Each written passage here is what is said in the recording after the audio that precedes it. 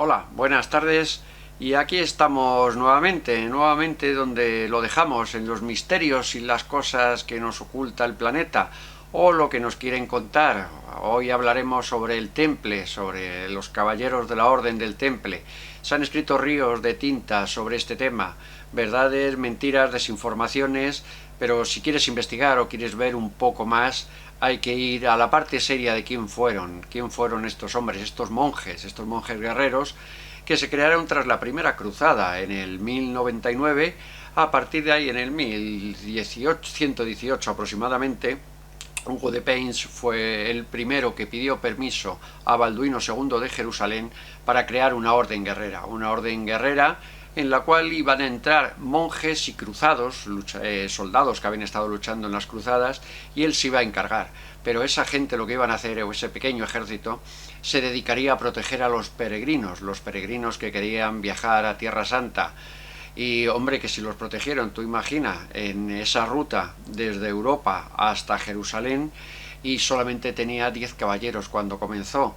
No sé qué visión tenían de los caminos o del tiempo entonces, pero bueno, la realidad es que le dieron el permiso, se instalaron directamente en el Templo de Salomón, en los bajos del Templo de Salomón, donde pasaron decenas de años. No digo que protegiendo los caminos o protegiendo a los visitantes de las tierras santas, a los peregrinos.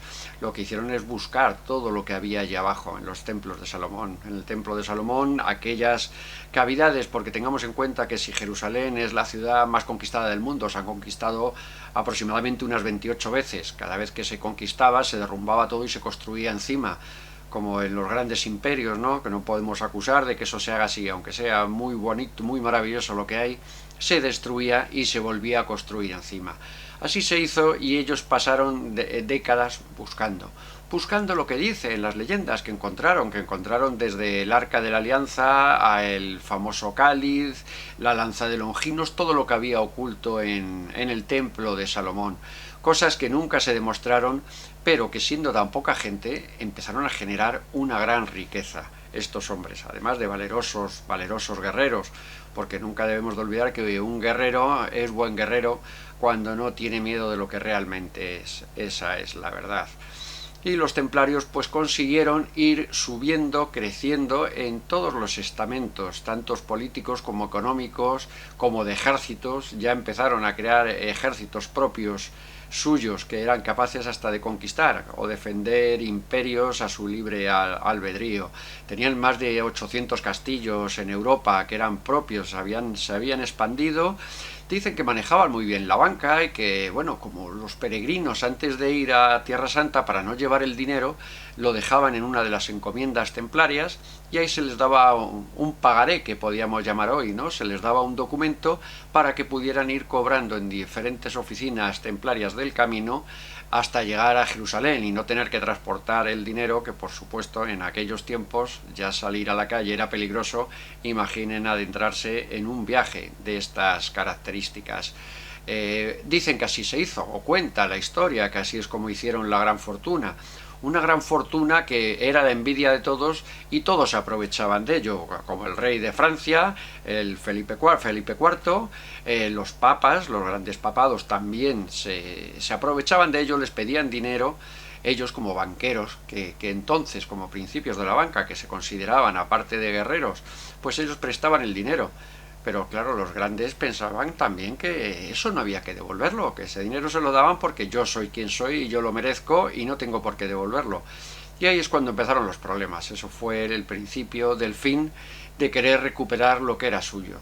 Y Felipe IV de Francia no tuvo ningún problema en ponerse de acuerdo con el Papa Clemente y declararlos herejes directamente. Los caballeros templarios, que habían hasta el día de hoy habían ayudado, luchado y muerto por la cristiandad, a partir de hoy iban a ser considerados herejes, sodomitas y todo lo que se les pudo ocurrir.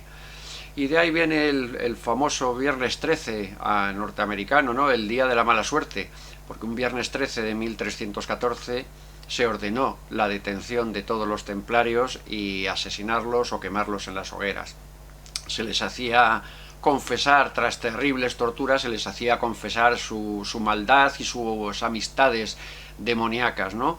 Al final terminaban pues, convenciéndose ante ellos mismos de que sí, que eran aliados del demonio y era su culpa. Todo lo que les estaban achacando había sido culpa suya. Pero la realidad era muy diferente. Aquella tortura era para poder conseguir matarles o quitarles del medio, no devolverles el dinero y ser al fin y al cabo los más poderosos, porque toda su fortuna se les incautaban los gobiernos, todos los tesoros, todo lo que tenían, eso es lo primero que se les quitó. Pero bueno, llegó Jacques de Molay, que fue el último maestre templario, y en el último momento, cuando les iban a justiciar, les iban a quemar ya en la hoguera, después de torturarles hasta la saciedad, cuando se arrepintió y dijo que no, que le daba igual morir como fuera, pero que él no iba a confesar nunca su herejía. Pues entonces, y como eran aquellos tiempos, les quemaban en el Sena, les ponían una hoguera. Ya se sabe que cuando te queman en una hoguera mueres antes de que te toque una llama, porque mueres asfixiado por el humo. Pero Felipe IV se ocupó de preparar la hoguera de tal manera que la de Jacques de Molay no le hiciera humo, se quemara lentamente y muriera lentamente abrasado. Cosa que luego se tuvieron que arrepentir, porque le dieron tiempo a maldecir, y Jacques de Molay les maldijo al rey de Francia y maldijo al Papa Clemente.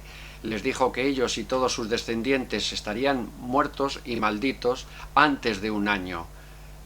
Todo el mundo tembló, se les pusieron los pelos de punta, pero bueno, cuando se ponen los pelos de punta es por algo, y así ocurrió. Felipe IV murió en menos de un año. Dicen que fue un accidente de caza, un derrame cerebral, nunca han querido aclararlo. El Papa Clemente, de una grave enfermedad, también murió. Y los Capetos, la dinastía francesa, no volvió a gobernar nunca más en Francia. Aquello pues pudo ser una maldición, una alianza de verdad quizá que tenían con el maligno, con el demonio. Pues no lo vamos a saber nunca, porque quién fueron los templarios o por qué aparecieron en aquel momento, por qué la Iglesia Católica les dio toda su protección, hasta les autorizaron a llevar a la cruz, esa cruz griega que llevan sus puntas, las 4 puntas, que bueno, aquí la historia enseguida nos dice, pues cada punta son los mandamientos templarios, pues la honestidad, la lealtad, la bondad, cada punta quiere decir, bueno, eso es lo que nos cuenta la historia, que ya sabemos lo que dice Churchill de la historia. La historia la escriben los que ganan y algunos historiadores, pero esto último lo dudo.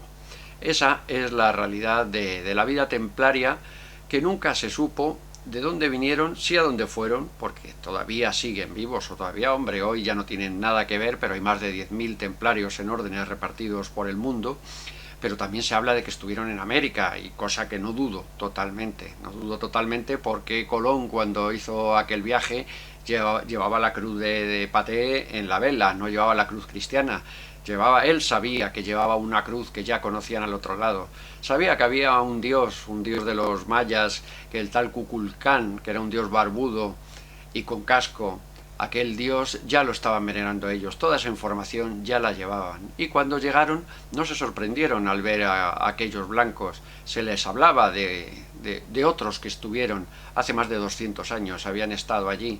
Quizás los que huían de la quema, los que huyeron de Francia, los que huyeron de la Europa cristiana y apocalíptica de aquellos años, quizás fueron los que huyeron a América. Los que huyeron no se sabe por qué fueron, ni cómo sus naves podían entonces cruzar el mar. Se sabe también estuvieron antes los vikingos, habían estado en América, con unas naves todavía más precarias. Pero al fin y al cabo, esta gente iba y repartió conocimiento, que es lo que hizo. Tenían poder, por supuesto, que manejaban tesoros, por supuesto, pero aparte, ¿dónde llegaban? Lo que repartían era conocimiento, y eso en aquellos años no era bueno. En aquellos años no era bueno, como le pasó a Martín Lutero, ¿no? Martín Lutero, cuando empezó con la reforma de la Iglesia, cuando vio aquellas indulgencias en Roma donde se pedía dinero para construir el Vaticano, ampliarlo, para poder salvarte, pedías dinero mientras la gente moría por la calle, y la iglesia era pues tremenda en aquellos momentos, la corrupción, los que eran sacerdotes por familia pero no tenían ni idea de lo que estaban hablando, todo eso existía en la iglesia católica de entonces, en la Inquisición. Eso fue lo que se hizo ya para poder frenar a la gente que quería revolverse contra ello, ¿no? Al propio Lutero, hasta el Papa Francisco le llamaba el más hereje de los herejes. Pues bueno, Francisco ya se sabe que si no hablamos de algo que sea de su cuerda es lo peor de lo peor. Y reformista no vayamos a reformar, pero en algo que yo no diga. Él es reformista, pero son reformistas para lo suyo. La Iglesia ha hecho siempre lo que ha hecho, y sobre todo en aquellos tiempos, sobre el 1500, contratar grandes artistas, con las más grandes construcciones que puede imaginar el ser humano, ahí las tenemos y ahí seguirán, a pesar de que mucho se lo deben a estos monjes guerreros, que llamarles de esa manera, llamarles guerreros, pues bueno, a mí siempre que me preguntan qué diferencia hay entre un guerrero y un soldado, pues bueno, hay la misma diferencia que entre un perro y un lobo. Pero bueno, todo esto nos lleva prácticamente hasta nuestros días, donde Benedicto XVI llegó a liberar de culpa a los templarios, a decir que aquello que dijo el Papa Clemente en su día de que eran herejes y que eran hijos del demonio prácticamente, no era verdad, que eran inocentes. Pues eso lo dijo en 2011, justo, pues vamos, pasando muy poco tiempo desde aquel 1314, cuando se les quemaba en la hoguera, aquel viernes 13 famoso. Pues bueno, como siempre la Iglesia llega tarde y mal. Tarde y mal, menos mal que finalmente pues se pudo acabar con la Inquisición, se pudieron cambiar muchas cosas, pero ese poder que siguen manteniendo no lo van a perder, y no lo van a perder nunca, como no lo pierden nuestros políticos, igual que engañaron entonces. Felipe IV engañó a quien hiciera falta para quedarse con todo, están engañando los propios políticos con los que nosotros tenemos que brearnos o luchar todos los días. No tenemos más que ver, por ejemplo, la cumbre de la OTAN, que tenemos a nuestro presidente maravilloso, nuestro amado líder, hablando con la bandera al revés. Nadie le ha explicado lo que significa esa bandera. Una bandera con el símbolo al revés significa rendición. Pues eso es lo que se hace, pero hombre, al menos debería usted de informarse un poco o darse cuenta de dónde está. Y bueno, la rendición, pues claro que ha llegado en manera de presupuestos, de hagan ustedes conmigo lo que quieran y luego vendo que soy maravilloso. Eso es lo que intentó hacer Felipe IV en su momento, acabando con los templarios y quedándose con el capital, y eso es lo que intentan hacer hoy, acabando con todos los demás y manejando ellos los capitales. Y como en su tiempo en la Iglesia estaban sacerdotes y obispos que no tenían ni idea y eran prácticamente analfabetos, que fue lo que hizo saltar a Lutero, a Martín Lutero, el decir, pero esto es lo que de verdad va a salvar al mundo, lo que va a ampliar la religión cristiana, esto va a acabar con nosotros, como va a acabar con nosotros esos falsos sacerdotes, esos falsos políticos que sin cultura y sin preparación están en nuestro mundo intentando manejarnos. Pero bueno, vamos a seguir aguantándolo, porque la verdad y la realidad de esta vida es que el verdadero guerrero es el que ríe cuando tiene el corazón roto, es el que llora con la puerta cerrada y es el que lucha, pero lucha en batallas y en guerras que nadie se entera, porque está luchando en sus batallas y en sus guerras. Y cuando luchas en tu propia batalla y en tu propia guerra, no dudes que siempre vencerás. Muchas gracias.